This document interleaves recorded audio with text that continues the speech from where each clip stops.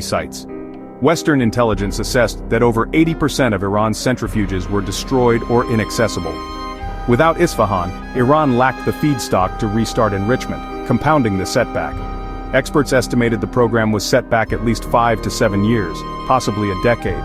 Fears of a nuclear disaster proved unfounded. IAEA inspectors found no large-scale radiological release. However, toxic chemicals from Isfahan caused local health crises and environmental damage. Iran faced a monumental challenge. Rebuilding would require money, technology, and expertise now out of reach due to sanctions. The physical destruction was only the beginning. The loss of human capital and supply chains would haunt Iran for years. Operation Midnight Hammer had not just bombed facilities, it had crippled Iran's nuclear future. The world watched, bracing for the next move. The world's response was immediate and divided. US allies like the UK and Australia offered cautious support, while France and Germany warned of dangerous escalation. Russia and China condemned the strike as illegal, demanding UN action. In the Middle East, Israel was silent but suspected of aiding the operation. Saudi Arabia and the UAE blamed Iran for provoking the crisis. At the UN, the US defended its actions as self-defense, vetoing resolutions of condemnation. The Security Council was paralyzed, unable to bridge the divide. Iran's leadership vowed revenge, withdrew from the Nuclear Non-Proliferation Treaty, and mobilized regional proxies.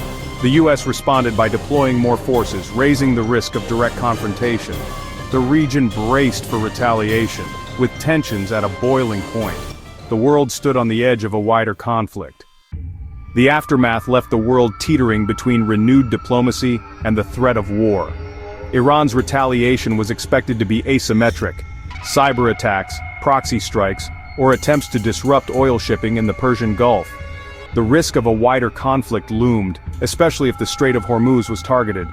With Iran out of the NPT, a secret nuclear program became more likely, raising fears of future, even riskier strikes. Diplomatic efforts continued behind the scenes, with Oman and Switzerland relaying messages and the EU pushing for de-escalation. A proposed freeze-for-freeze deal, no Iranian retaliation in exchange for no further US strikes, was on the table, but trust was scarce. Hardliners on both sides called for confrontation, making compromise elusive. The world faced a stark choice. Was this a necessary act to prevent nuclear war, or the start of something far worse? As of June 25, 2025, the situation remained volatile and unresolved. The coming weeks would decide whether Operation Midnight Hammer brought security or unleashed chaos.